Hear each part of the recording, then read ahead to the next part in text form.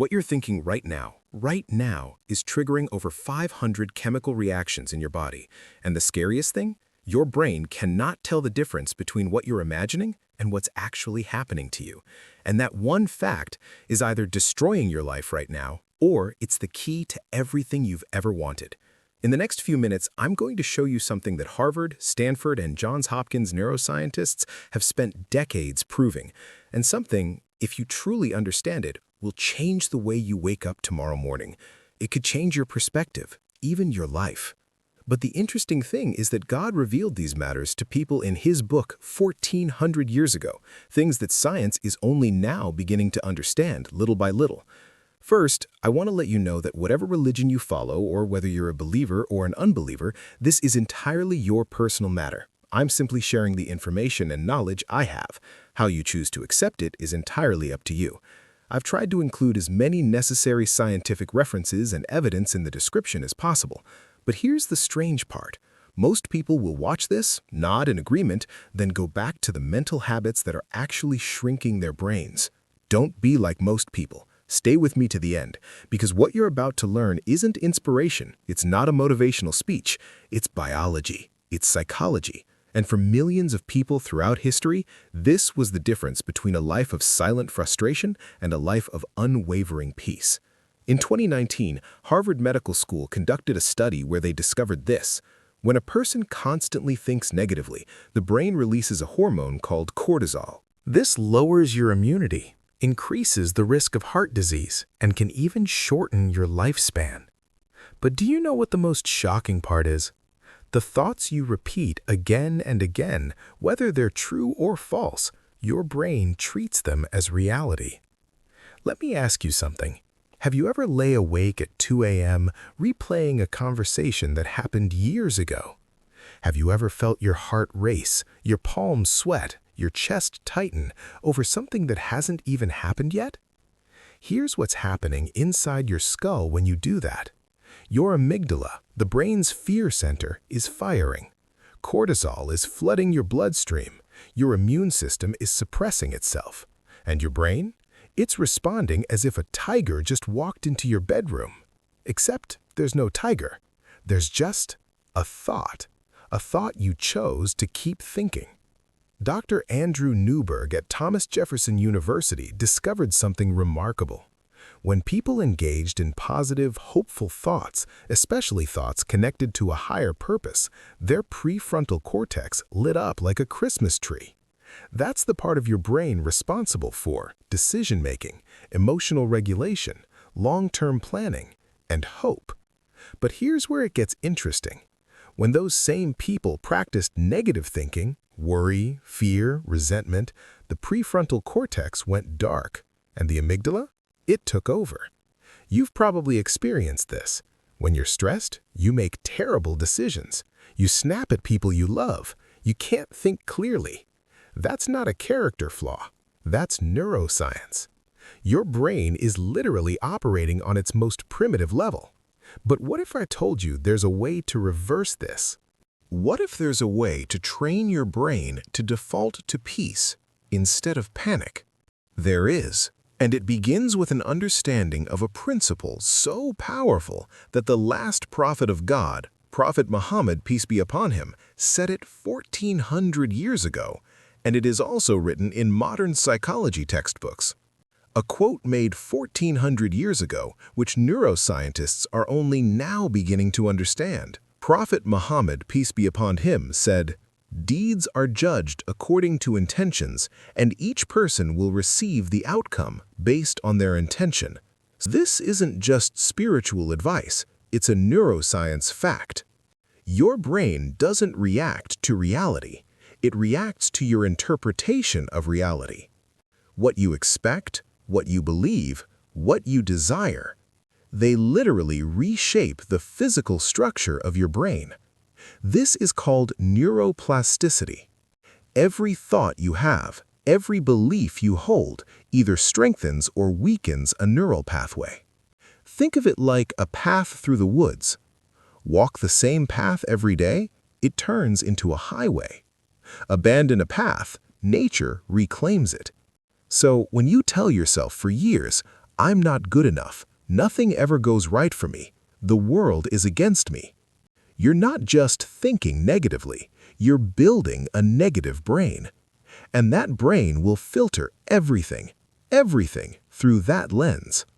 But what most self-help gurus don't tell you is, positive thinking alone isn't enough. In fact, if you do it the wrong way, it can be shockingly counterproductive. In just a moment, I'll show you the right way, the way that clinical psychology and spiritual wisdom agree on. There's a prophecy in psychology. It's called the self-fulfilling prophecy, and it works like this. You believe something will happen. That belief changes your behavior. Your behavior influences outcomes. The outcome confirms your original belief. Think you'll fail the interview? You'll walk in with slumped shoulders, avoid eye contact, give hesitant answers. And when you don't get the job? See, I knew it. But you didn't predict the future. You created it. Now flip it. Believe something good is coming. Believe you're capable. Believe there's a purpose to your struggle. Your posture changes. Your energy shifts. People respond differently to you. Opportunities appear that were always there. You just couldn't see them before. I am as my servant expects me to be. I am with him when he remembers me. If he remembers me in himself, I remember him in myself. If he draws near to me a hand's length, I draw near to him an arm's length. And if he comes to me walking, I go to him running. Read that again. I am as my servant expects me to be. This isn't wishful thinking. This is a divine principle that aligns perfectly with what neuroscience calls the expectation effect. What you expect from life, from God, from yourself, shapes what you receive. Not because the universe is magical, but because you are transformed by your expectations. And a transformed you creates a transformed life. Let me show you how powerful this is with hard science. The placebo effect. You've heard of it, but do you understand how insane it really is? In clinical trials, patients given sugar pills, nothing but sugar, showed 30% reduction in chronic pain, improved heart function, reduced inflammation, even tumor shrinkage in some cases. Their bodies healed because they believed they would. Belief triggers the hypothalamus. The hypothalamus signals hormone production. Hormones influence cellular behavior. Your thoughts become chemistry. Your chemistry becomes biology. Your biology becomes your life. Now look at this. Negative thinking. Cortisol, stress, increases. Blood pressure, increases. Immune function, decreases. Brain volume, decreases. Positive thinking. Dopamine increases. Serotonin increases. Immune function increases. Neurogenesis increases. This isn't philosophy. This is measured in labs. People who practice gratitude, hope, and trust in something greater than themselves. They live longer. They recover from illness faster. They report higher life satisfaction. Whoever relies upon Allah, then He is sufficient for him. When you trust, when you surrender worry, when you release the illusion of control, your nervous system shifts from sympathetic, fight or flight, to parasympathetic, rest and digest. Your body begins to heal itself. But what about pain? What about suffering? What about the moments when life genuinely falls apart? Should we just pretend everything is fine? No. And this is where shallow positive thinking fails. Telling yourself everything is perfect when you're drowning doesn't help. It makes things worse. What does help is something psychologists call cognitive reframing. It's the core of cognitive behavioral therapy, one of the most effective treatments for depression and anxiety ever developed. And here's how it works. You don't deny the pain. You change the meaning of the pain. Same event, two different interpretations. Person A, this is the end. I'm destroyed. Person B, this is a chatter. I'm being prepared for something. The event is identical. The brain's response is completely different. And this is where something extraordinary appears in the Book of God, Al-Quran, according to Islam. Indeed, with hardship comes ease. Indeed, with hardship comes ease. Notice, it doesn't say after hardship comes ease. It says with hardship. The ease is already there, inside the difficulty, woven into it. The question is, can you see it? That's not denial. That's reframing. That's finding meaning in the mess. And that meaning is what separates people who are destroyed by suffering from people who are built by it. Now here's the part no one talks about. What if the biggest obstacle to your success, your peace, your happiness, isn't your circumstances at all? What if it's been your assumptions about other people this whole time? Stay with me. This next part might be uncomfortable. We have talked about our thoughts toward ourselves, life, and God. But there is another category that is silently destroying people, and that is your thoughts about others. Prophet Muhammad, peace be upon him, said, "Beware of suspicion, for suspicion is the most false of speech. Do not spy on one another. Do not search for each other's faults. Do not envy one another. Do not hate one another. Do not turn away from one another. Rather, be servants of Allah as brothers." Why would suspicion be called the most false of speech? Because when you assume the worst about someone without evidence, you're telling yourself a story you invented, a story that feels true, but a story that may have nothing to do with reality. And what psychology confirms is this: assuming negative intent in others activates the same stress response as a real threat. Your brain doesn't know you're just guessing. It thinks you're in danger. Cortisol floods your body. Trust erodes. Relationships break. Meanwhile, the other person has no idea what accusations you've made against them in your mind. You've created an enemy that doesn't exist. You've started fighting with the shadows, but when you make a habit of making positive assumptions, something extraordinary happens. Your oxytocin increases. It's the bonding hormone. Your stress goes down. Your relationships deepen. You become someone people want to be around. Not because you're naive, but because you've chosen peace over paranoia. So how do you actually do this? How do you rewire a brain that's been trained for decades to expect the worst?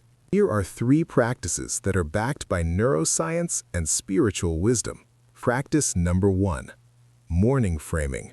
Your first thoughts each morning set the neurobiological tone for your entire day. Before you check your phone, before you review your problems, say something true. Say something hopeful. Say something that connects you to your purpose. It could be a prayer, like a devout Muslim does with the Fajr prayer every day, which is how they start their day, and you would be amazed to know the science behind it. Or it could be a quote of gratitude. Or it could be a verse from the Al-Quran that Muslims believe and follow as the Book of God. Or it could be something else. What you're doing is priming your reticular activating system, the brain's filter, to look for the good. Practice 2, the evening audit. Before sleep, your brain consolidates memories. If you fall asleep in anxiety, stress hormones remain elevated all night. Your sleep quality plummets. But if you end the day with gratitude, with trust, with letting go of what you couldn't control, your brain enters restoration mode. You wake up clearer, calmer, more capable. Practice 3, the thought intercept. Every time a negative thought arises, you have about 5 seconds before it triggers a full emotional response. In that window, ask yourself, is this true? Is this useful? Is this what I want to build my brain around? If not, replace it consciously. This isn't suppression, it's redirection. You're not ignoring the thought, you're choosing not to feed it. Say, "O my servants who have wronged yourselves, do not despair of Allah's mercy." Even when you've made mistakes, even when you've failed, even when you've spent years building the wrong mental pathways, neuroplasticity means It's never too late. Your brain is changing right now as you listen to this. The question is, who's directing that change? Your fears or your intentions? Here's what most people don't realize. You don't become a positive thinker by trying to think positive. You become a positive thinker by building a brain that defaults to hope. And that takes time. That takes repetition. That takes daily, conscious choice. But what's the alternative? To keep feeding the fear pathways? To keep practicing worst-case scenarios? To keep shrinking your prefrontal cortex and enlarging your amygdala? You're going to think about something or other in every single moment of your future. So think of something that builds instead of destroys. Every claim I've made in this video is documented in peer-reviewed research. But what's surprising is eternal truths across different cultures, different continents, different millennia came to the same conclusions without fMRI machines. They observed, they practiced, they spread knowledge. And now, science is just catching up. There is a verse in the Quran, the book that Muslims call the Book of God, which says, Allah does not burden a soul beyond its capacity. Think about it more deeply, how profound the truth is.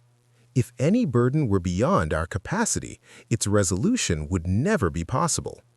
Modern psychology calls this stress inoculation theory, the idea that challenges are measured not to break us, but to build resilience. The Book of God calls this faith in the Quran. Different language, same truth. Let me tell you something about you. The fact that you've watched this far means something. It means you're not satisfied with running on autopilot. It means you sense there's more available to you than what you've been experiencing. And that's sensing. That's not random. That's an invitation. Tomorrow morning, you're going to wake up if you live. And in that moment, before the phone, before the worries, before the weight of the day, you have a choice. You can think the same thoughts you thought yesterday, or you can think a different thought.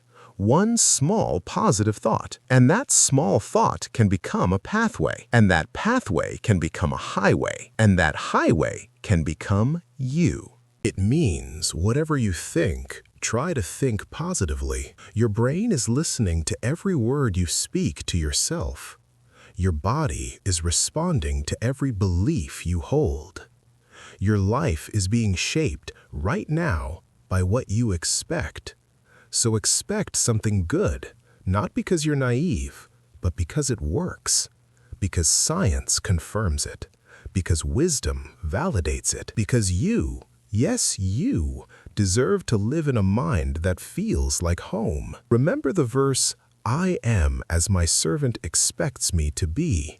If this changed how you think about thinking, share it with someone who's stuck in their head. Sometimes the video someone needs is the one you send them. Subscribe if you want more. But more importantly, go apply this today before you forget. This is Life Ed, and this is how life begins to change.